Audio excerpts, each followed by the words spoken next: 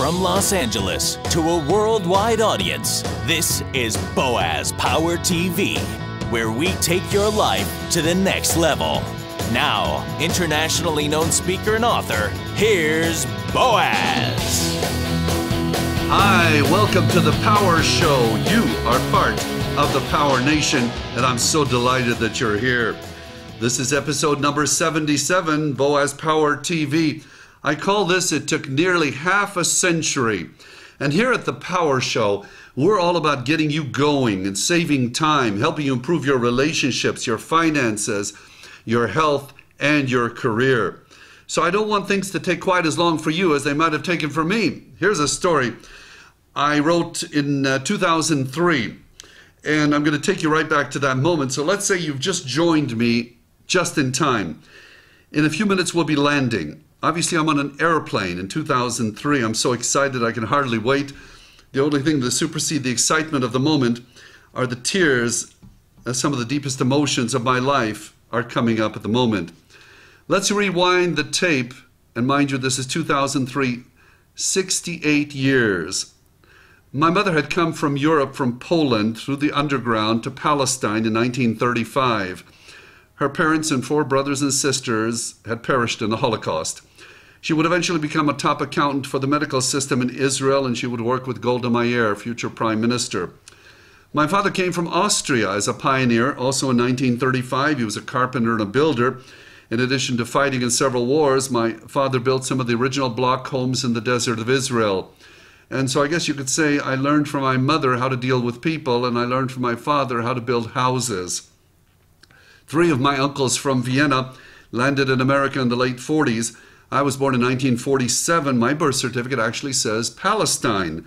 Israel became a country in May of 1948, the year after I was born. Now, my uncles kept writing letters to my parents from the United States to Israel, and they said the streets are paved with gold and you need to come. It's a shame that so many people these days walk around with blinders on their eyes and don't see it. With unlimited opportunities, the streets of America to me are literally now, forever, have been, and will be paved with gold. The late 40s were especially tough years for a new country like Israel. It was in 1950 that my parents decided to immigrate to America. The process took 5 years and everything we had, which wasn't much. My father got the first visa because at the time you wouldn't necessarily get visas for the whole family, and if you didn't take advantage of one, you might not get that particular one again. And so in the spring of 1956, it was in November of that my dad came, and then my mother and my brother and I came in November of 1956. We boarded a ship in the port of Haifa in Israel, heading for America, and the day we boarded the ship, ironically, was the very day that the war with Egypt began. Amazing. The Egyptians threatened to bomb our ship, and so the captain decided that we would wait until midnight, turn off all the lights, and then head out across the darkness. In the morning, we saw the islands of Greece and knew that we were safe. You know, how many people wait at a moment of danger, a moment of insecurity, and they say, well, someday I'll do this. What if we just get the courage up, and maybe your someday is right now, and just go for it. Just go for it. Amazing. So it was some 10 days later that I saw the Statue of Liberty for the first time as we came around the harbor in New York. And I did not speak a word of English, but I got to tell you, she talked to me at the age of 9, standing on the side of that ship. She said, welcome to America, where anything is possible. So all through the years, I've thought a lot about my roots in Israel. Those thoughts have always been based on a great pride in my heritage. And I was drawn for nearly half a century to return for a visit. I thought about it so many times. I dreamt about it a lot. You know, there is something very powerful that draws me back to the city of Rehovot, where I was born. I was drawn to a farm called Bilu outside of Rehovot, where we lived until I was 6. I was drawn to the city of Tiberias on the shore of the Sea of Galilee, where we lived for 3 years before immigrating to America. Well, you know, there comes a time for all of us, for you and for me, when we need to either do something about important goals or stop talking about them. At that moment, I was doing something about a 46-year goal by flying back to Israel for the first time. Started so innocently. A few months before that, a friend, Jan, and I were invited to lunch by a mutual friend named Carol. She wanted us to meet Jeffrey, an incredible gentleman from South Africa. Jeffrey had been raising funds for athletes in Israel who had been hurt in suicide bombings. His group gave them money for new arms and legs so they could compete again. What a great idea.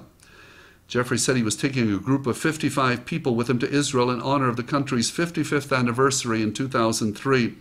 During that lunch, as Jeffrey learned about my past, he casually said, "Why don't you come with us?" My friend Jen turned to me and said, "You're going." That was it. She was right. It was time. Maybe it's time for your goals now, not years from now. So here we were. The group had grown to 61 people, most from the San Diego area, flying into Ben Gurion Airport in Tel Aviv. By the way, when I set the goal, I did not have the money for that trip back in 2003. But the money came from unexpected directions. It's amazing what we do when we are definite as to our purpose and say, we're doing it. We're doing it, committing to a goal. Amazing. Money comes from unexpected directions. So there we were, flying from the San Diego area into Ben Gurion Airport in Tel Aviv. We were flying in during the middle of the night. It was in the middle of the night that we left, over 46 years before that, and a lifetime ago. There's always been something missing in my life, like a puzzle with a piece unaccounted for when all the other pieces fit. I have come back, and I had come back at that point to Israel looking for that missing piece. I had a feeling I would find it. The wheels of the El Al airplane we were flying on had just touched the ground, and as I got off on my search and took the clock back many, many years, I challenge you to either do something about an important goal or forget it. Either take action or forget it. As a friend of mine recently stated, don't die with the music in you. Don't die with the music in you. There's something special in all of us that should be expressed. I'd come back to Israel. I knew I would find something there that would help me better express the music that was inside of me. What about you? So the affirmation for this episode of Boaz Power TV is an affirmation of expression. You may want to write it down. I am going to express the music that is in me by acting on important goals. I am going to express the music that is in me by acting on important goals. If you like these messages, and many people around the world find them very beneficial, please forward this to 5 people you know. Suggest they go to my website, boazpower.com, and suggest they subscribe to my free weekly broadcast of Boaz Power TV. Maybe we can help them get going on some important goals they have been putting off. You are special, you are unique, you are destined for greatness. I'm so glad you joined me. I see it in you. You are a champion. Have a powerful day. This has been Boaz Power TV. To comment, see other episodes, or to subscribe to this free broadcast, go to our blog at boazpower.com. That's boazpower.com. We're here to take your life to the next level.